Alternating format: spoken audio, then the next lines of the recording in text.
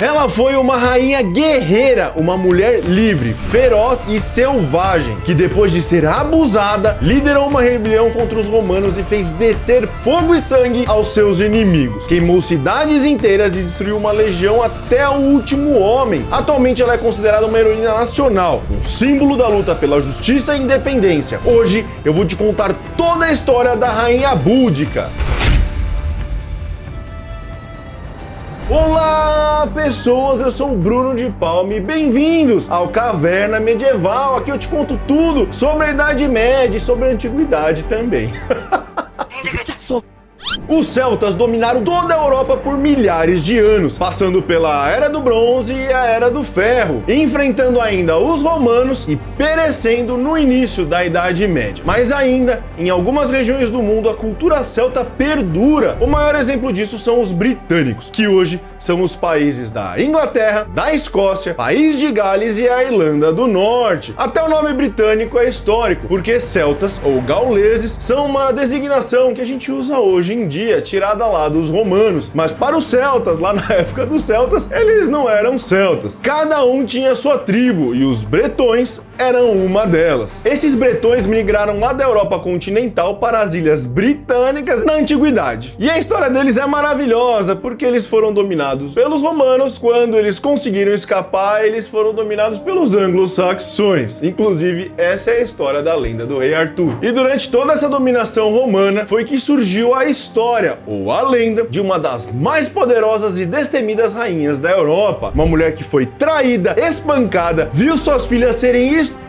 e mesmo assim levantou a cabeça, juntou a galera e mostrou para os romanos quem mandava naquela porra. Ela causou tanto estrago que grandes historiadores romanos registraram a sua história. E assim, essa lenda incrível ou não pode chegar até a gente hoje em dia, porque lá no Reino Unido ela é uma heroína nacional. Sua história é ensinada nas escolas como um exemplo de força feminina, resistência e justiça. Como a gente já falou aqui no canal, os celtas não escreveram sua própria história. Quase tudo que a gente tem sobre eles vem dos seus inimigos, os romanos. E dois de seus maiores historiadores escreveram a trajetória de Boudica: o Cornélio Tácito, que escreveu muito sobre os povos celtas, e Dião Cássio, famoso por sua obra História de Roma, com mais de 80 volumes. Por causa disso, não sabemos de onde a Boudica veio, qual sua história inicial e nem se o nome dela era realmente esse. Tudo que a gente sabe dela começa já na treta. Mas antes eu quero agradecer aos membros do canal que me ajudam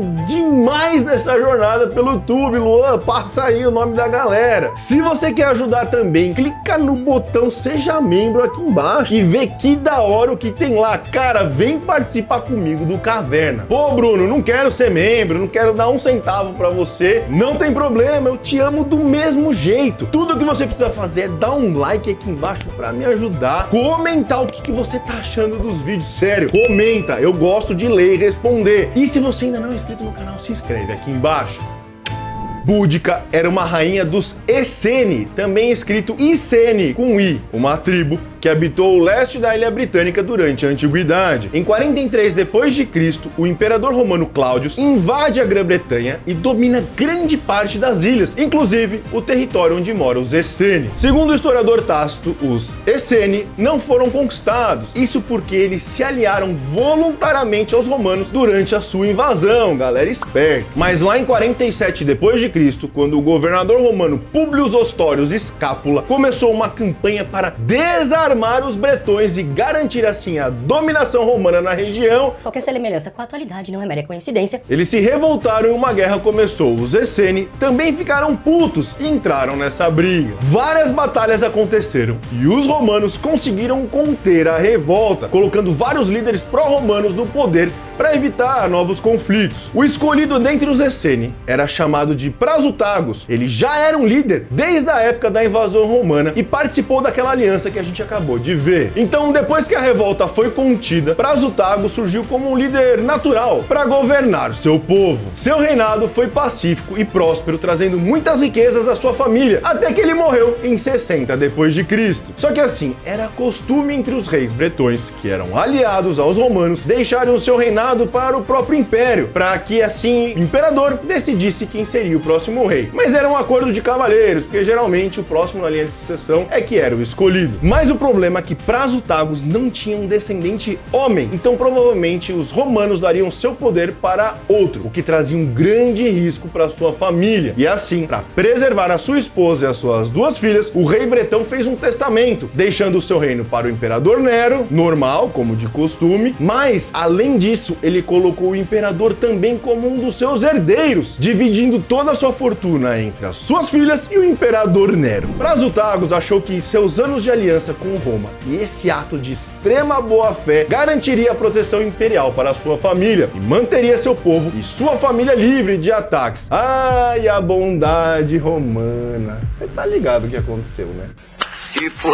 O governador na época era o Gaius Suetonius Paulinus, um comandante militar pretoriano, basicamente a elite da elite militar romana, que mantinha a ordem lá na Bretanha através da...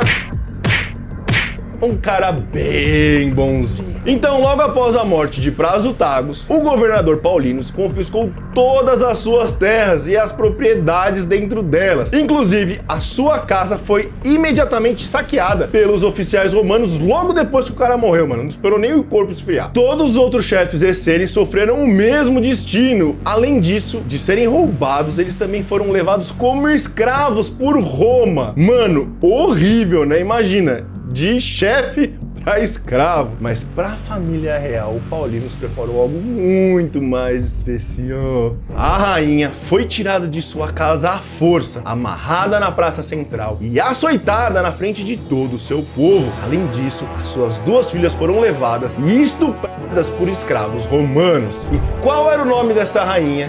Búdica.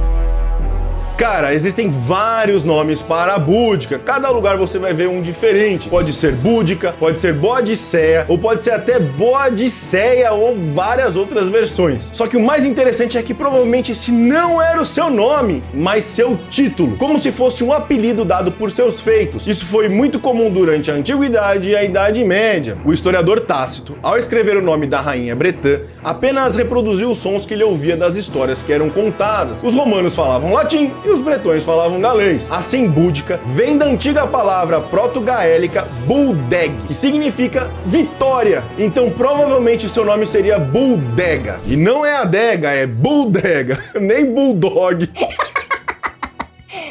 E é o Bulldog tomando todas numa adega.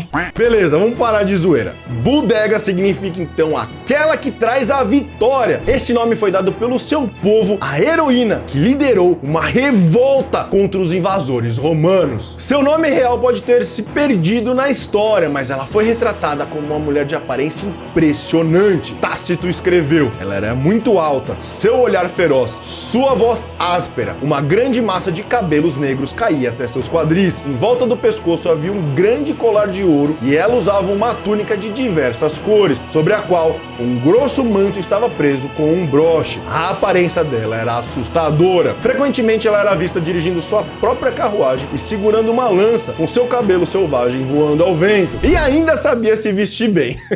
Depois que os romanos acabaram com a vida de Búdica, eles tomaram todo o reino essênio, tirando toda a liberdade daquele povo. E aí, não só os essênios ficaram putos com isso, mas outras tribos da região, principalmente os trinobantes, que ficavam mais ao sul. Assim, começaram a se unir para expulsar os romanos da região, finalmente se libertar da dominação. E Búdica surgiu como uma líder entre eles. Era uma mistura de vingança pessoal com a luta pela liberdade de seu povo. Durante um ano, eles se organizaram na surdina, esperando a melhor oportunidade para atacar. E ela surgiu. Em 61 d.C., o governador Paulinus foi conter outra revolta lá em Anglesey, basicamente é do outro lado da Ilha Britânica. Assim, durante a sua ausência, Búdica aproveitou para começar a sua rebelião contra os romanos em toda a Anglia Oriental. No começo, os ataques foram rápidos e destruidores. Os bretões queimaram a cidade de Camulodunum, hoje conhecida como Colchester, onde derrotaram a 9ª Legião Romana. Mano, derrotaram não, eles massacraram a 9ª Legião Romana. Apenas o comandante e alguns cavaleiros conseguiram escapar. E, mano, eles fugiram direto pra Gália, lá no continente europeu. O cara ficou aterrorizado. Depois disso, Boudica destruiu o mercado de Londinium, onde hoje fica a cidade de Londres, e a cidade romana de Verulamium, onde hoje é a cidade de San Alban. Eles invadiram essas duas cidades que eu falei, saquearam tudo, queimaram toda a cidade até o chão e ainda destruíram cemitérios, abrindo as covas e mutilando as suas estátuas. Algumas dessas estátuas ainda são expostas no Museu de Colchester. A raiva era grande. Também eu quebraria tudo do mesmo jeito, certeza. Segundo Tácito, até esse ponto a rebelião de Boudica já havia matado 70 mil romanos e bretões pró-romanos, quando finalmente o governador Paulinus resolveu agir e vir enfrentar essa mulher. Tá com medo, cara? Inclusive, essa parte final é a mais detalhada de todo o relato do historiador romano. Gaius Suetonius Paulinus foi ao encontro da 14ª Legião e conseguiu organizar 10 mil homens para seu exército. Isso é quase o dobro do que normalmente uma legião teria. Segundo Dião Cássio, as forças de Boudica tinham por volta dos 250 mil homens. Com certeza esse é um número muito exagerado. Os historiadores acham que era na casa das dezenas de milhares, algo próximo dos romanos, mas ainda assim muito maior do que o número deles. A rainha bretã finalmente se encontra com Paulinus para concluir sua vingança e libertar seu povo nas Midlands da Inglaterra, provavelmente em um lugar chamado de Manchester. Boudica e suas duas filhas dirigiram sua carruagem por toda a linha de frente, gritando para que seus homens fossem bravos e corajosos naquela batalha. Ganhe a batalha ou pereça. É isso que eu, uma mulher, farei. Vocês, homens, podem viver na escuridão, se é isso que querem. Ela chorou por ser descendente de homens poderosos, mas estava lutando como uma pessoa comum por sua liberdade perdida, seu corpo machucado e suas filhas ultrajadas. A batalha começa. Os bretões em maior número aproveitam essa vantagem para forçar uma abertura pela linha de frente inimiga, como se fosse um pesado martelo esmagando as formações romanas. Grande parte das forças bretãs eram de camponeses revoltados. Além disso, os romanos haviam confiscado grande parte dos seus armamentos. Assim, acredita-se que eles lutavam com pouco ou nenhuma armadura, apenas suas lanças, algumas espadas e escudos. Ao se aproximarem dos romanos, eles tomaram várias saraivadas de um pesado dardo chamado plumbata, uma arma pequena e mortal. Isso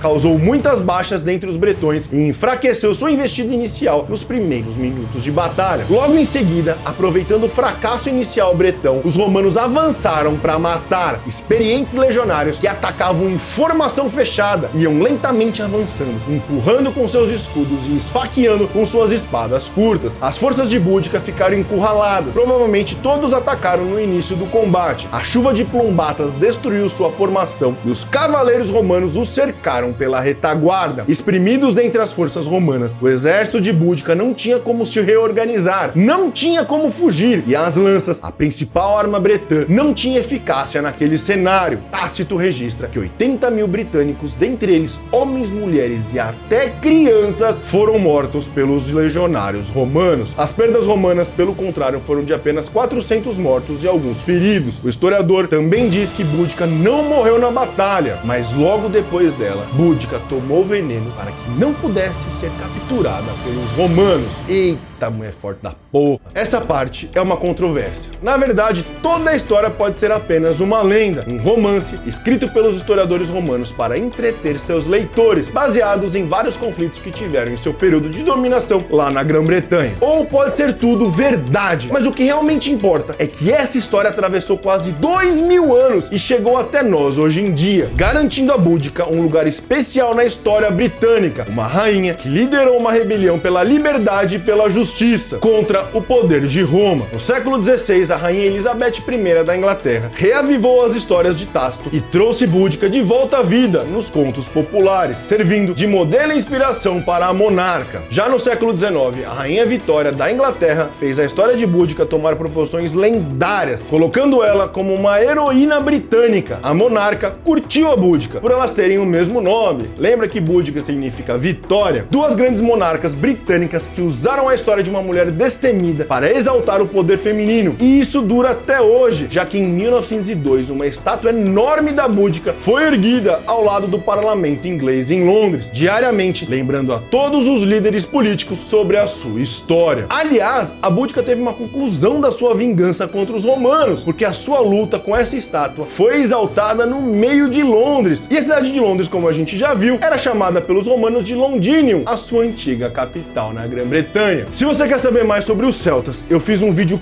completo contando toda a história deles nesse meu vídeo aqui. E outra lenda celta mega famosa foi a do grande rei Arthur, que eu falo tudo nesse vídeo aqui. E nos vemos no próximo vídeo. Obrigado por estar aqui comigo até o final. Falou!